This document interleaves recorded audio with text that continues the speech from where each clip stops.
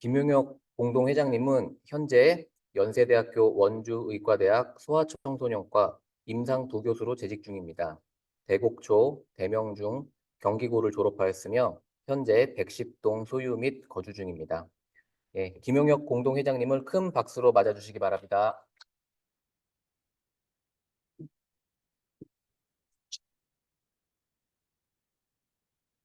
안녕하십니까. 저는 소개받은 김용혁이라고 합니다. 오늘 설 연휴 첫날인데 이렇게 많은 주민들께서 그리고 회원들께서 참석을 해주셔서 대단히 감사드립니다. 어, 오늘 저희가 발표 드릴 내용은요.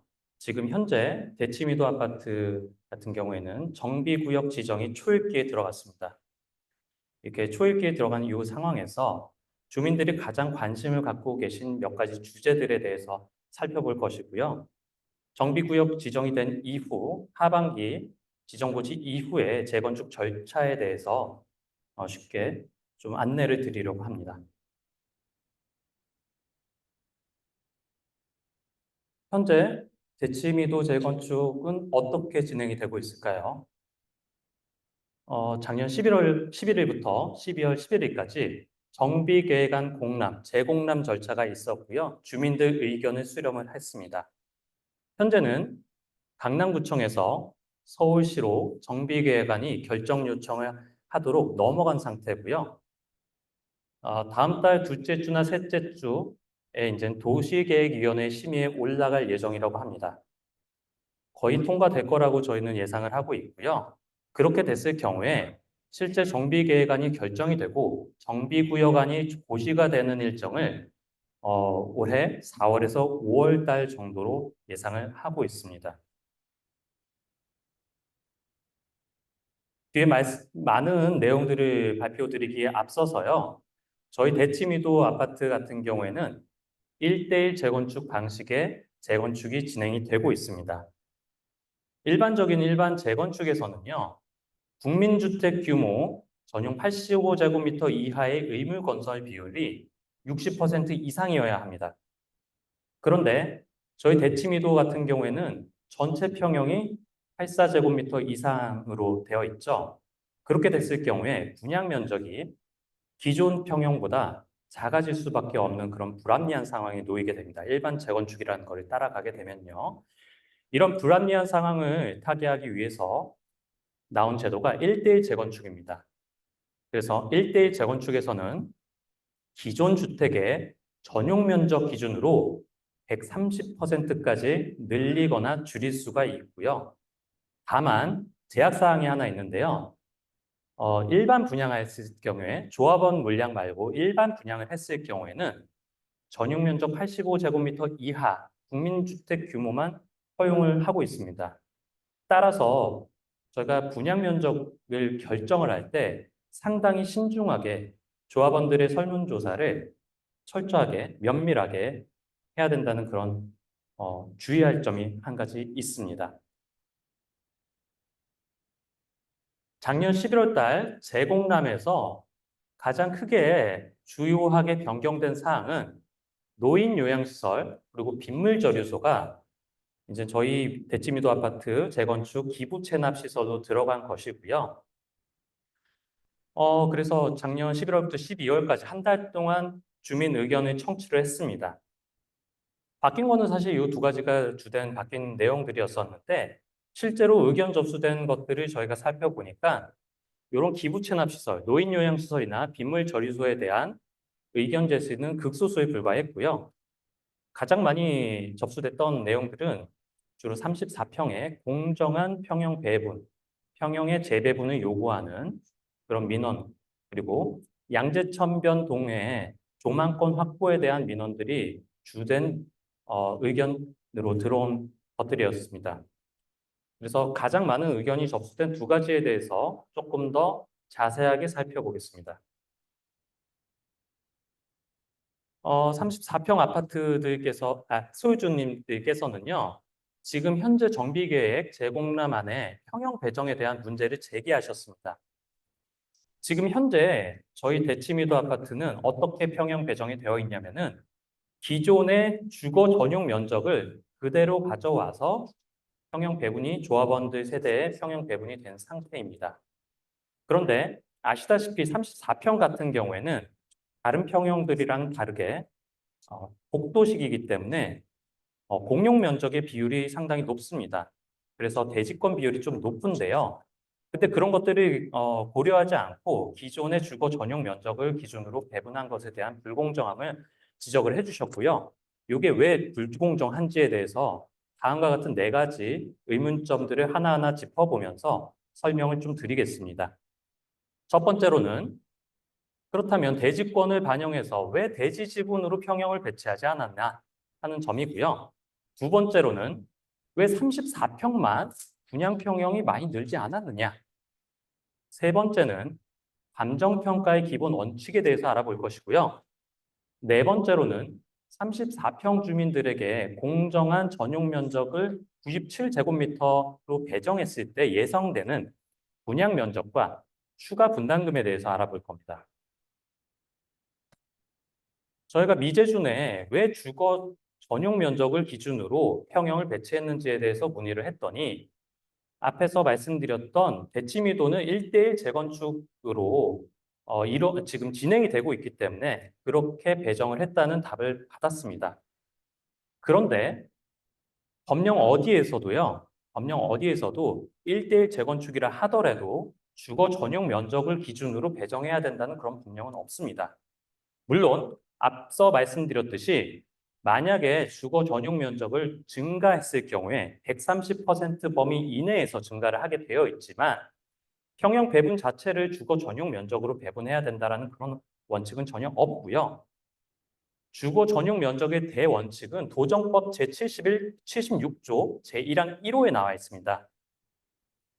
종전의 토지 또는 건축물의 면적을 균형감 있게 배분하라고 되어 있습니다. 그렇기 때문에 1대1 재건축이라고 하더라도 저희는 얼마든지 대지권을 적용해서 합리적으로 배치를 할 수 있다는 그런 법적인 근거가 있는 것이고요. 두 번째로는 왜 34평만 분양 평형이 늘지 않았느냐에 대한 의문이 있으셨습니다. 이 표에서 왼쪽 연한 하늘색 표는요, 신축 아파트에서 이루어지는 공람 기준으로 전용 면적, 그리고 공급 면적, 그리고 전용률, 공급 면적 대비 전용 면적의 퍼센트를 나타낸 그림이고요. 오른쪽 진한 파란색은 기존의 현재 미도 아파트의 전용 면적, 그리고 전유 면적, 그리고 전용률에 대한 표입니다. 제일 처음 보실 거는 요 84제곱미터 기존 34평 주민들의 전용률을 보실 텐데요. 다른 평형 대비했을 때 전용률이 굉장히 낮게 설정이 되어 있습니다. 이는 앞서 말씀드린 대로 공유 면적이 넓기 때문에 전용률이 낮게 설정이 되어 있는 것인데요. 신축 아파트들 같은 경우에는 신축 아파트 공람 기준의 전용률을 보시면은 70% 초반으로 일정합니다. 이렇게 일정한 이유는 일단 신축 아파트 같은 경우에는 복도식이 없죠. 그리고 집합건물법 개정으로 인해서 일정하게 전용률을 적용하도록 되어 있습니다.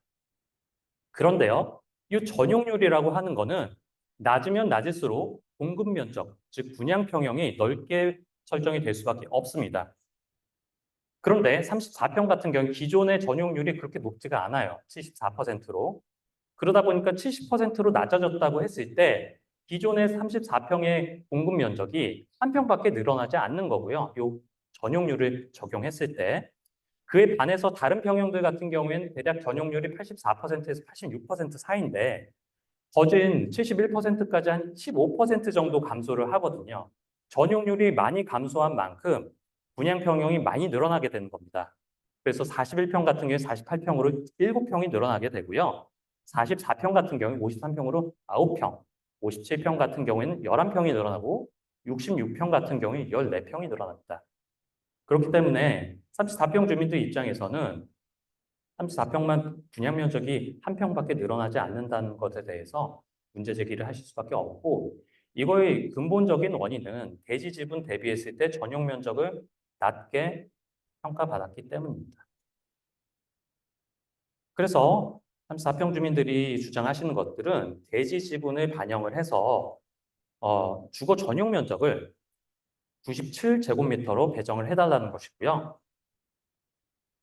97제곱미터를 현재 전용률 71%를 적용했을 때 분양평형은 41평에 해당을 합니다. 그렇다면 조금 궁금하신 점이 생길 거예요. 아, 그래. 그렇게 변경을 한다고 했을 때, 공정하게 대지권을 반영을 한다고 했을 때, 혹시라도 어, 기존의 분담금의 변화가 있지는 않을지에 대해서 궁금하실 거예요. 그런데 분담금에 대한 이해를 하시려면 우선 감정평가의 기본 원칙에 대해서 아시는 것이 필요합니다. 감정평가의 근거 규정은 위에 세 가지입니다. 가장 중요한 것은 첫 번째로는 일체로 한 거래 사례 비교법을 적용한다고 되어 있는데요. 어려운 말인 것 같지만 이것은 주로 시세를 추종한다는 것입니다. 그러니까 종전자산평가의 가장 중요한 점은 시세라는 점이고요. 두 번째, 이 대지 사용권도 반드시 고려를 하게 되어 있습니다. 그래서 전유 부분의 처분에 따른다라고 되어 있고요. 그래서 감정평가는 주로 시세를 따라가지만 실무상 대지권의 정도를 반드시 고려를 해야 되고 타입별로 균형을 유지해야 되고 그럼으로써 공정하게 평가가 되고 있습니다, 실제로. 그래서 대지권 같은 경우에는 감정평가에서 원래 반영되는 그런 것이다 라고 이해를 해주시면 좋을 것 같아요. 그래서 추정 분담금은, 그러니까 조합원 분담금은요, 계산을 이렇게 합니다. 종후 자산의 감정평가액에서 종전 자산 가액의 비례율을 곱한 값을 빼게 되면 각각 세대의 조합원 분담금이 됩니다. 존정 자산 가액이 주택마다 다 다를 수밖에 없고요. 그래서 앞서 나온 그런 추정 분담금 같은 경우에도 굉장히 다양하게 나올 수밖에 없는 것이겠죠. 그러니까 결론적으로 분담금은 감정평가에서 결정이 된다는 얘기예요. 근데 분담금이 줄어들려면 종전자산 평가를 잘 받아야 되겠죠. 그런데 종전자산 평가는 가장 중요한 게 시세를 통한 거래 사례가 중요하고요. 거래 사례를 통한 정상 시세가 중요하고요. 두 번째 중요한 게 대지권 비율입니다. 그리고 세 번째로 이제 꼭 들어가야 되는 것들이 주택 타입이라든지 층, 향, 위치에 따른 변수가 되겠습니다. 그렇다면 34평 주민들이 공정하게 전용 면적 97제곱미터를 배정받았을 경우에 예상되는 분양 면적 및 추가 분담금이 궁금하실 거예요. 이 표는 2023년 공람안에 나온 추정 분담금에 대한 표입니다. 따라가 보시면은 84제곱미터에서 84제곱미터로 동일 평형으로 갔을 때 분담금이 1억에서 1억 3천 정도가 나오게 됩니다. 그리고 84제곱에서 115제곱으로 갔을 때 분담금이 8억 5천에서 8억 8천 정도 나와요. 그런데 97은 84, 115의 사이이기 때문에 1억에서 8억 사이 정도의 분담금이 예상된다라고 알고 계시면 될 것 같아요. 34평 이론 공정한 그 평형 분배에 대한 현안이 대략 한 400세대 정도의 의견이 접수가 되었고요. 미제준에서는 저희가 공람 의견을 12월 11일까지 받았습니다. 그런데 12월 13일자로 미제준에서는 조치계획서에다가 84제곱미터 기존 616세대 중에 400세대를 99제곱미터로 배정해서 기재를 한 다음에 조치계획서를 강남구청에 제출을 했습니다. 이제부터는 좀 오해하기 쉬운 내용들에 대해서 팩트체크를 3가지 정도 할 거예요. 그렇다면 대지권을 인정받아서 97제곱미터로 이상을 배정을 받게 되면 분담금이 줄어든다? 대지권을 인정받기 때문에 분담금이 줄어들 것이다 라고 생각하시는 분들이 생각보다 계십니다. 그래서 이거는 단톡방에 올라온 내용들인데요. 그래서 뭐 400세대는 99제곱미터로 가기 때문에 일반적인 분담금만 내면 된다. 같은 평형으로 이동했을 때 정도의 일반적인 기본 분담금만 내면 되고, 216세대 같은 경우에는 이제 평형을 내려가는 거죠. 내려가는 거기 때문에 분담금이 아니라 보상금을 받아야 되는 게 아니냐라고 생각하시는 분들이 상당히 있었고요. 비슷한 내용인데 이제 복도 평형을 인정받게 되면 기본 분담금이라는 게 아까 전에 나왔듯이 1억에서 1억 3천 정도죠. 그 정도를 내게 그 정도만 내도 세네 평 정도가 그냥 늘어나는 게 아니냐라고 이해하신 분도 계셨어요. 그런데 대지권을 인정받는다는 의미는 감정평가가 바뀌는 건 전혀 아닙니다. 공정한 본인의 전용 면적, 분양 평형을 인정받는다는 의미이기 때문에 분담금이 감소되는 일은 사실은 없습니다. 이미 대지권은 감정평가에 기반영된 부분이고요. 추가 분담금에는 차이가 날 수가 없어요. 그래서 아니고요. 두 번째 팩트체크는 그럼 34평 주민들의 대지 지분을 반영한 평형 배분이 됐을 때 하평형에는 어떤 영향이 있는지에 대해서도 좀 궁금하실 거예요. 이런 오해가 생길 수 있는 작은 이벤트가 있었는데요. 아까 전에 12월 13일 날 미제준에서 조치계획서를 제출했다고 말씀드렸잖아요. 4일 후에 12월 17일 날 이분들이 조치계획서에 그 400세대에 99제곱미터 배정했던 거 전면 철회한다. 전면 철회한다는 조치계획서를 수정 제출했습니다. 4일 있다가요. 그리고 그날 일방적인 전체 문자가 저녁 밤 10시에 발송이 됐는데요. 내용 보시면은 400세대를 40평형으로 설계했을 경우에 일반 분양분이 줄어들기 때문에 세대당 8천만 원의 추가 분담금이 발생할 것이다. 라고 예상을 하셔가지고 이거를 철회할 수밖에 없었다라고 변명을 하셨습니다. 이거 진짜 사실일까요? 팩트체크 좀 들어가겠습니다. 결코 이거는 사실이 아닙니다. 결론부터 말씀드리자면. 일반 분양이 줄어들기 때문에 일반 분양 수입이 줄어드니까 당연히 전체 세대 분담금이 올라갈 거라고 생각을 하실 수도 있는데요. 그렇지 않습니다. 그렇지 않은 이유는 저희 대치미도는 분양가 상한제 지역이기 때문에 그래요. 분양가 상한제 지역에서는 조합원 분양가가 일반 분양가와 거의 차이가 나지가 않습니다. 그래서 이분들이 40평을 가져가시든 50평을 가져가시든 크게 영향이 없습니다. 반대로 50평대 주민이 40평대로 내려가서 대지권을 포기하더라도 포기한 만큼의 이득이 다른 세대에 주어지지가 않아요.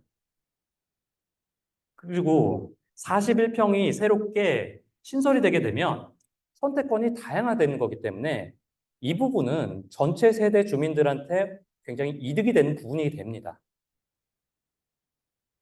요즘 유행하는 챗 GPT한테 좀 물어봤습니다. 일반 분양가, 그러니까 분양가 상한제 지역에서 평형 변경이 되면 타 주민 분담금에 영향을 주느냐? 그럴 가능성 매우 낮다라고 합니다. 왜냐? 평형을 늘린 소유자가 추가 부담을 지는 방식으로 조정이 되기 때문이 그래요. 이거는 저희 지역이 분양가 상한제 지역이기 때문에 약간은 좀 특수한 경우입니다. 하지만 요 뒤에서도 말씀드리겠지만 이 분양 평형이 결정이 되는 데 있어서는요. 조합 단계가 돼야 되고요. 관리처분 인가 단계를 지나야지 이 분양 평형이 확정이 됩니다. 그런데 이 관리처분 계획안 같은 경우에는 조합 총회에서 과반 이상의 동의를 받아야지 통과를 될 수가 있습니다. 그래서 이런 평형에 대한 논의는 지금부터 투명하게 논의를 하고 공정한 의사결정이 이루어져야지 불필요한 갈등을 방지할 수 있고 저희가 재건축 속도를 높일 수 있다는 얘기예요. 그래도 좀 찜찜하죠. 분명히 한유진 위원장님께서 8천만 원이라고 하셨는데 이거 어떻게 나온 숫자일까? 저희가 좀 추정을 해봤습니다. 이 세대당 8천만 원 어떻게 나온 건지. 전체 세대당 8천만 원. 이거는 저희가 계산해 보니까 616세대, 현재 34평 주민들 616세대가 41평으로 갔을 때 늘어나는 분담금이 있잖아요. 그 분담금 총합을 34평을 제외한 전체 세대수로 나누게 되면은 대략 8천만 원이 나옵니다. 상당히 오해를 일으킬 수 있는 이런 문자를 왜 이렇게 보내셨는지에 대한 답은 아직 듣지 못했어요. 세 번째입니다. 마지막이고요. 분양 면적 배정은 정비구역 지정 시에 확정되나? 라는 건데 이것도 뭐 GPT한테 한번 물어봤습니다. 재건축 과정에서 분양 면적 확정되는 시기는 언제이고 어떻게 결정돼? 아까 말씀드렸지만 관리 처분 계획 인가가 돼야지 분양 면적이 확정이 됩니다. 저희는 지금 재건축 초기 단계이죠. 그래서 대략적인 분양 면적을 정한 거고 이거대로 결정되는 단지는 사실 별로 없습니다. 그리고 분양 면적 결정 방식은요. 주로 기존 자산 가치 기준을 배분으로 한 게 원칙이고 이것 또한 조합원의 선택 그리고 동의율이 가장 중요합니다. 어제 음마아파트 같은 경우에 총회를 했습니다. 음마아파트는 조합 설립 이미 작년에 했고요. 올해 지금 그 뉴홈이라고 하는 그런 새로운 정책을 반영을 해서 어제 그거에 대한 총회 의결을 받았다고 하고요. 음마아파트 같은 경우에는 아시다시피 주로 34평으로 이루어져 있고 소수가 31평입니다. 그런데 기존 정비계획 안에서는 31평이 없었고요. 31평 주민들은 34평으로 배정이 되어 있게 되었어요. 그런데 저희 단지랑은 조금 다르게 31평 주민들이 과도한 분담금이 부담이 된다고 해가지고 31평 신설에 대해서 줄기차게 좀 항의를 하셨고 31평 신설이 확정이 되었습니다. 31평 신설이 확정됐고요. 28평도 신설을 검토하고 있다고 해요. 그러니까 조합 설립된 이후에도 얼마든지 소수의 의견으로도 이렇게 지혜롭게 평형 재배분이 가능하다는 그런 예시를 제가 가지고 와봤습니다. 제가 2023년 11월 달 설명회 때 이 자리에서 제가 발표드렸던 슬라이드예요. 34평 같은 경우에는 전용 면적 대비 대지권이 타평형에 비해서 9% 정도 큽니다. 크기 때문에 분양 평형에 있어서 대지 지분상의 손해가 발생하지 않도록 할 예정이다. 라는 말씀을 드렸었고, 이 당시에 이제 2023년 10월에서 11월까지 공람 기간이 있었는데요. 제가 다시 확인해 보니까 1000장 정도 이렇게 분양 면적 재조정해달라는 그런 의견서를 제출한 바 있습니다. 이 슬라이드는 작년 6월 달에 미도 노인정에서 개최한 설명회 자료고요. 김판규 부회장님이 발표하셨던 자료예요. 재건축 후에 공급 면적이 다른 평형 대비했을 때 증가율이 현저히 낮다. 4.9%밖에 안 된다. 그래서 설계사 선정 후 조합 설립, 그러니까 설계사는 이제 추진위원회가 선정되면 이제 설계사를 선정하게 되는데요. 설계 단계, 그리고 조합 설립 후 단계, 사업 심가 2인가 단계에서 신청 시에 확정이 되는데 이를 바로잡는 게 필요할 것이다. 라는 그런 의견을 제시한 바 있습니다. 그래서 34평 현안, 공정한 평형 재배분에 대한 최종적인 입장을 말씀드리겠습니다. 고정법 시행령 제9조에 따라서 다른 타입과의 균형을 고려하여서 전용 면적을 늘려 최소한 38평 이상 설계가 나올 수 있도록 하겠습니다. 다른 타입에 비해 대지권이 상대적으로 큰 부분은 감정평가에 반영하여서 불이익이 없도록 공정하게 평가하겠습니다. 아직 좀 논란이 많은 부분들인데 조금 논란이 가셨으면 하는 그런 희망이 있습니다. 두 번째로 많은 의견을 제출하신 것은요. 양재천병 소유주들의 조망권 확보, 조망권 보장 이슈였습니다. 신축이 될 경우에 이제 그 기존의 양재천변 아파트들을 현재 위치에 가장 가깝게 배치하고 그리고 종전자산 가치 평가를 할 때도 프리미엄을 반영해 줄 것, 그리고 동원수 우선 선택권을 부여할 것, 이렇게 세 가지를 요구를 하셨고요. 이것도 역시 뭐 그렇게 새로운 그런 의견은 아닙니다. 저희가 벌써 두 차례 걸쳐가지고 법무원을 통해서 내용 증명을 두 차례 받았었고요. 재작년 11월, 그리고 작년 5월 달에 같은 내용의 의견을 받은 적이 있습니다. 그럼 이거를 어떻게 해결할지에 대해서 궁금하실 텐데 타 단지 사례를 좀 보실게요. 타 단지도 조망권이 있는 아파트들은 다 비슷합니다. 조망권 세대가 자신의 조망권을 보장해 달라는 건 어떻게 보면은 너무나도 정당한 권리 행사거든요. 최근에 이제 건설사 선정한 신반포 2차 아파트를 보시면요. 이 신반포 2차 아파트도 신통기획으로 진행이 됐던 단지입니다. 현재는 건설사 선정까지 마친 상태고요. 그런데 이 신반포 2차 아파트 같은 경우에는 한강변에 대형 평형이 배치가 되어 있지 않습니다. 중소형 평형이 배치가 되어 있고요. 대형 평형은 좀 안쪽에 배치가 되어 있어요. 그러다 보니 약간 조금 분쟁이 좀 있었다고 하고요. 하지만 슬기롭게 잘 해결을 했다고 하고 조망권 문제가 있는 다른 아파트들을 보면은 대부분 고층으로 짓는 방식으로 조망권을 더 대폭 늘리는 방향을 해결책을 많이들 가지고 오시는 것 같습니다. 고층뿐 아니라 타입도 좀 바꾸는데요. 판상형과 타워형의 장점을 이제 절충한 이제 십자형 아파트들이 요즘에 선풍적인 인기를 끌고 있죠. 작년 11월 달 저희 제2차 전문가섭 초대 이제 설명회 때 해양건축에서 김한규 소장님이 나오셨어요. 그래서 십자형 구조를 제시를 해주셨는데 십자형 구조 같은 경우에는 서비스 면적도 3면으로 엄청나게 넓게 확보를 할 수가 있고요.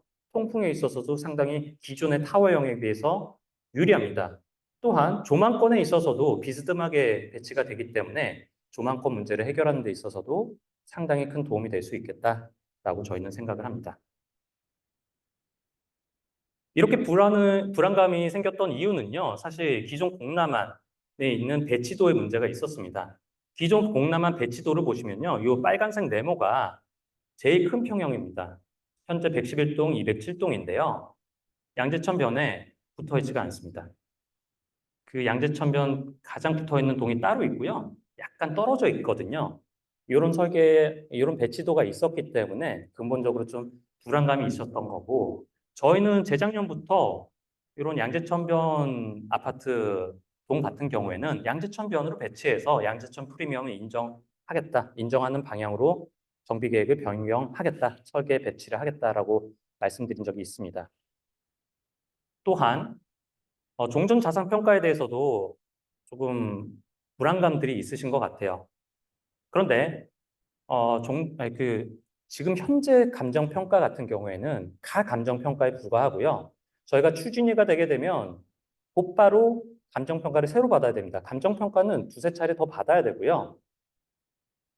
물론 이 감정 평가사가 조합에서 고용한 사람만 되는 건 아니에요. 서울시에서 임의로 선정된 1인이 배정될 수도 있기 때문에 저희 맘대로 감정평가가 이루어지진 않습니다.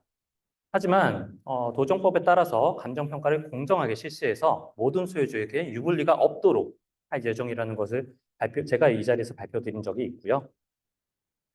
작년 6월 달, 이거는 문길남 회장님께서 발표하신 라미도 조감도인데요.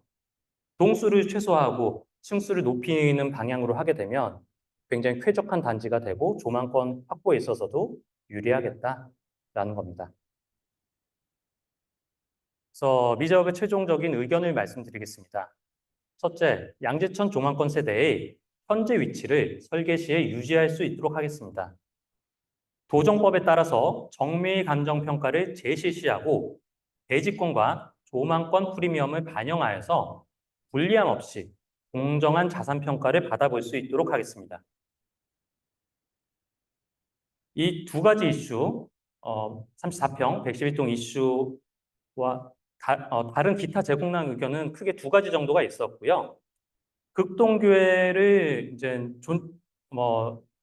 이렇게 정비계획 안으로 포함시켜 달라는 그런 의견이 있었고, 두 번째로는 2도 상가의 그 배치를 현재 연도형 상가로 배치가 되어 있는데 그걸 좀 바꿔달라고 하는 의견이 있었습니다. 극동교회 같은 경우에는 이게 미승인 사용 승인 건물이에요. 신통기획을 하면서 정비계획안에서 빠지게 됐습니다. 이분들은 이제 정비계획안이 현재대로 확정이 될 경우에는 소를 제기하시겠다고 하셨고, 이 부분에 대해서는 저희가 법무법인과 상의해서 입장을 정리해서 발표할 예정이고요. 최근 지어진 다른 신축 아파트들, 연도형 상가들을 보면 장사가 잘 안 됩니다.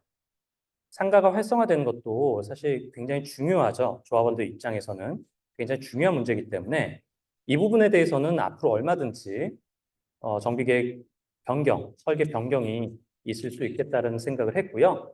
이 부분은 이제 추진위가 설립이 되고 더 많은 논의가 필요한 부분이라고 생각이 됩니다.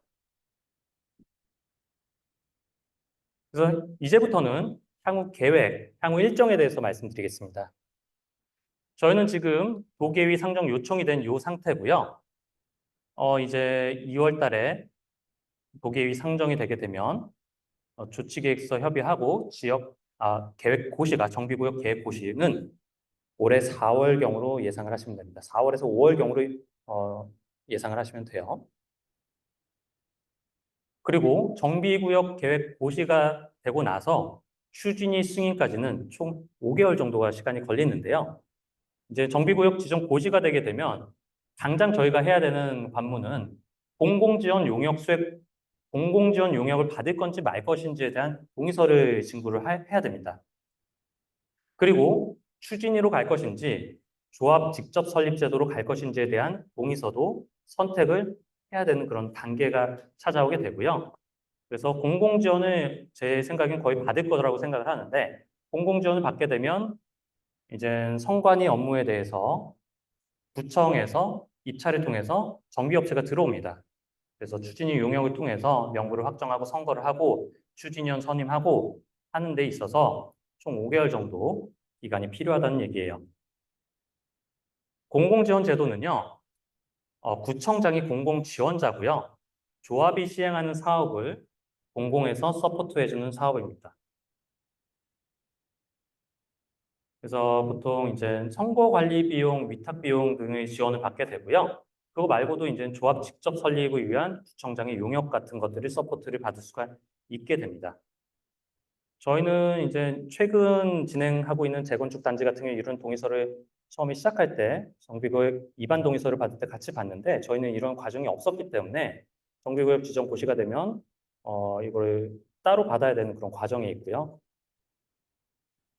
사실 조합 직접 설립 제도에 대해서는 제가 작년 1월 달 총회에서 자세하게 말씀드린 적이 있어요. 이 조합 직접 설립 제도는 이제 추진위를 건너뛰고 준비해서 조합으로 가는 제도인데요. 이 제도는 사실 굉장히 소규모 주민들이 추진위를 운영할 수 있는 그런 능력이 없는 소규모 아파트들에서 주로 선택하는 제도들이고 실제 강남권이나 대규모 단지에서는 적용된 적이 없는 선례가 별로 없는 위험한 그런 제도이기 때문에 저희는 절대로 이거를 좀 반대한다고 설명회 때도 말씀드리고 소식지에서도 자세하게 풀어서 말씀드린 적이 있습니다.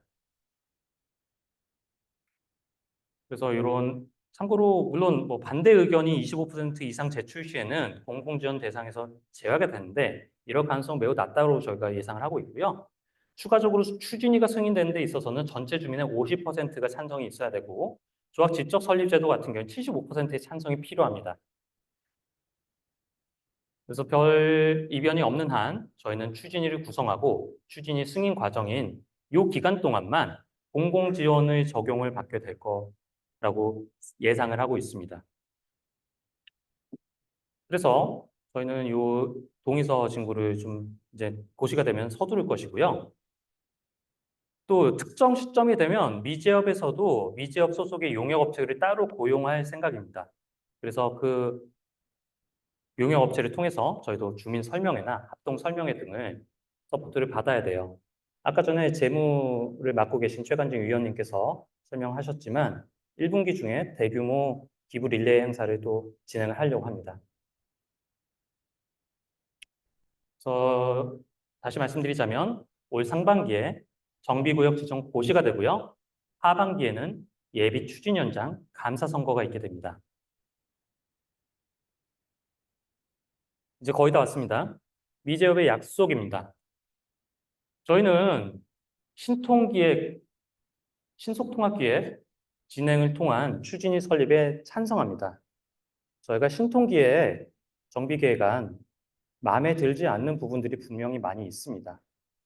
많이 있지만 현실적으로 추진위가 설립되기 전까지는요, 주민 의견 수렴하는 데 있어서도 굉장히 한계점이 있고요. 그 이후에 얼마든지 주민 의견에 따라서 의사결정을 더 합리적으로 할 수 있고 더 쉽게 할 수 있다는 믿음이 있기 때문에 일단은 신통기획으로 추진위 설립까지는 찬성을 하는 것이고요. 추진위가 설립된 이후에 저희가 재빠르게 저희가 주장했던 주민들에게 유리한 바를 이제 정비구역 계획 변경을 추진을 할 예정입니다. 물론 이런 여러 가지 계획들도 중요하지만 재건축에 있어서 가장 중요한 건 속도이기 때문에 그 균형을 맞춰서 진행을 할 것이고요. 유연하게 대처하겠습니다. 저희가 뭐가 아니면 뭐 중단하고 그런 것들은 아니고요. 주민 의견을 수렴하면서 유연하게 대처하게 될 거고요. 초심을 잃지 않고 투명하게 모든 정보 공유하면서 소통하겠습니다. 저희는 뭐 임대 세대라든지 동 배치라든지 양재천 조망권이라든지 34평의 공정한 평형 배분이라든지 그런 요구 사항 등에 대해서 충분한 소통을 통해서 정확하게 이해하고 있고요. 정확하게 그 개선 방법에 대해서도 대책을 가지고 있습니다. 오늘 참석하신 소유주분들에게 당부드리는 사항입니다. 저희는 예비 추진위원장 선거에서 문길남 회장님께서 출마를 하시게 될 거고요. 예비 감사 후보에는 제가 나서게 됩니다. 여러분들의 굳건한 지지를 부탁을 드리고요. 저는 지금 시점, 추진위가 설립되는 지금 시점이 대치미도 재건축 과정 중에서 가장 중요한 시점이라고 생각을 합니다. 정말로 많은 관심과 참여가 필요한 그런 시기가 아닐 수가 없어요. 그래서 저희가 여러분들의 관심을 계속 불러일으킬 겁니다. 그리고 이 등기부 등본상의 주소지가 현재 주소, 지금 거주하고 있는 주소와 다른 분들이 꽤 많으신데요. 요게 같아야지만 추후에 요 선거에 참여하기가 용이합니다. 불가능한 건 아니고요. 그래서 되도록 등기부 등본상의 주소지와 현 주소지를 이제 잘 표기를 해주시는 것을 변경해 주실 것을 요청드리는 바입니다. 저희 문길남 미제업은요, 재건축 정비 사업에 대한 이해가 매우 높은 자체 주민 전문가 집단입니다. 주먹구구로 의사결정 내리지 않고요. 정말 많은 각계각층의 전문가 여러분들께서 직접 참여를 하고 계십니다. 특히 저희 문길남 회장님 같은 경우에는 자타 공인, 건축이면 건축, 시공이면 시공, 건설 관리면 관리 최고 전문가시잖아요. 이런 최고 전문가께서 저희 모임을 이끌어 주시겠다고, 이 험난한 과정을 이끌어 주시겠다고 결정하신 부분들은 저희 주민들한테 큰 축복이라고 저는 확신합니다.